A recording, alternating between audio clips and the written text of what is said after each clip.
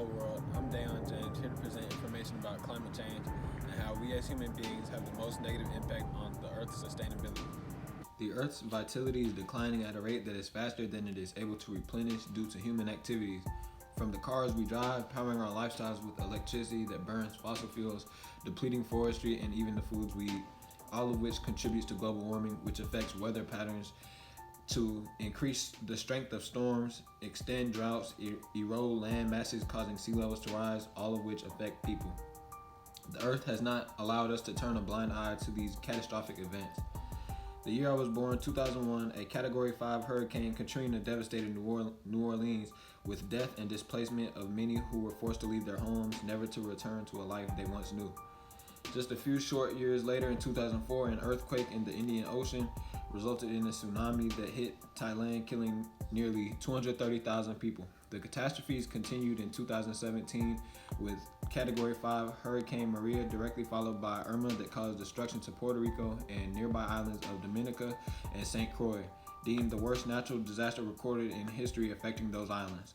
For 1 year in 2019, the world watched Australia burn from brush fires and the destruction of wildlife, land, and properties that release more global smog released into the atmosphere.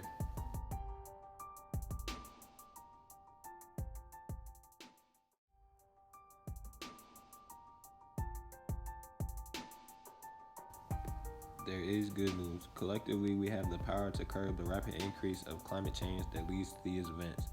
Following the science and being proactive, we can make strides to substantially lower the risk of catastrophic natural disasters that claim the lives of Earth's inhabitants and negatively affects the natural progression of the ecosystem. Through my research, I've gained a lot of scientific insight from articles published by NASA, National Geographic, the IPCC, and the National Resources Defense Council.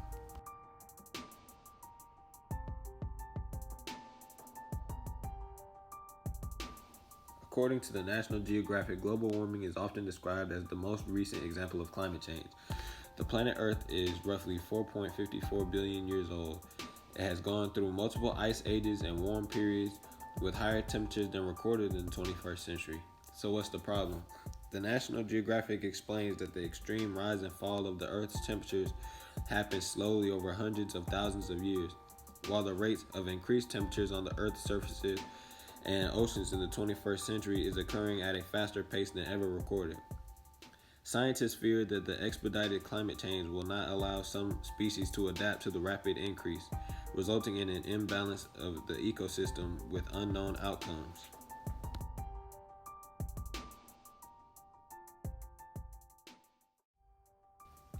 Let's start with the greenhouse effect. During the Industrial Revolution of the late 1700s, humans began releasing large amounts of greenhouse gases into the atmosphere. This was done then and continues today with the burning of fossil fuels that emit carbon dioxide into the atmosphere, which includes oil, coal, and natural gas. Currently, the majority of today's vehicles burn fossil fuels as well as electric power plants. Also, deforestation contributes to the release of carbon dioxide into the atmosphere through the decay of vegetation, which would be naturally absorbed by living trees. Additionally, food we eat from cows causes methane gases to be emitted into the atmosphere through their bodily functions. According to Marjorie Dunn of National Geographic, the emission of greenhouse gases into the atmosphere increased by 70% from 1970 to 2004, as carbon dioxide increased by 80%. The amount of carbon dioxide in the atmosphere today far exceeds the natural range seen over the last 650,000 years.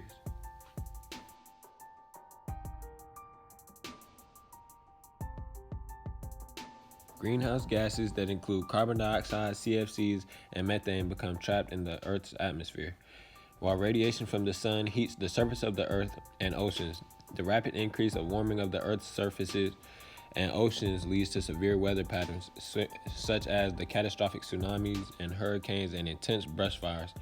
The increase of intense weather creates longer and drier droughts. The polar ice caps continue to melt in Greenland and Antarctica, driving its wildlife further south. According to Dunn, 10% of the Earth's land mass is covered in glaciers and ice caps that account for 75% of the Earth's fresh water.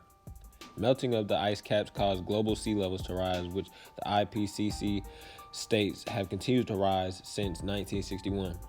Rising sea levels could flood the coastal regions in the US, Bangladesh, and the Netherlands, while depleting the glacial runoff resource used in Bolivia, Peru, and India as drinking water, irrigation, and hydroelectric power, all of which affects the ecosystem, global food resources impacted by unnatural weather patterns that disturb agriculture seasons. Lastly, the increased amount of smog that looms in big cities trapped in the atmosphere are exposed to ozone particles that can lead to asthma, heart disease, and lung disease. Melting from both above and below. Much of the ice lost from the ice sheets comes from a process called calving, where ice erodes, breaks off, and flows rapidly into the ocean. A large volume of ice is also lost from ice sheets melting on their surfaces.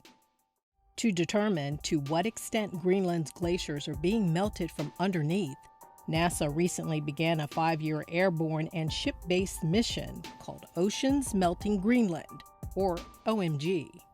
Previous research has shown that Greenland's glaciers, which flow like rivers of ice into the ocean, sit on the ground deeper below sea level than had been thought. Warm ocean currents sweep across and erode the hidden glacier faces.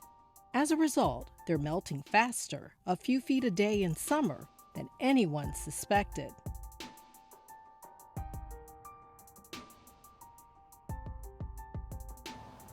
Those who are skeptical of human activities impacting climate change believe that the Earth is experiencing a continuation of its natural cycles of heating and cooling, citing the medieval warm period of 800 to 1300 AD, followed by the Little Ice Age that lasted 20 years. This argument provides information that climate change occurred naturally prior to an increase of greenhouse gases being released into the atmosphere by human activity. It is true that temperatures have been higher than recorded in the 21st century during the medieval warm period. However, this is not true globally as it is today. The medieval warm period affected regional areas with increased warm temperatures, while other parts of the Earth experienced cooler temperatures than in the 21st century. Therefore, this is not an example of global warming. Others have argued that the sun has been increasingly active in the past 60 years, which they correlate to the trend to the period of current climate change. NASA disagrees. Satellites have measured the output from the sun since 1978, which has experienced a slight drop in the amount of energy it gives off. NASA also slightly states that the measure of energy from the sun is unable to account for more than 10% of the 20th century increase of the Earth's surface and ocean temperatures. Based on the science and realities that we have witnessed, I contend that our human activities negatively impact climate change, causing the decline of the Earth's sustainability. Human consciousness is the key to the revival of our dying Earth.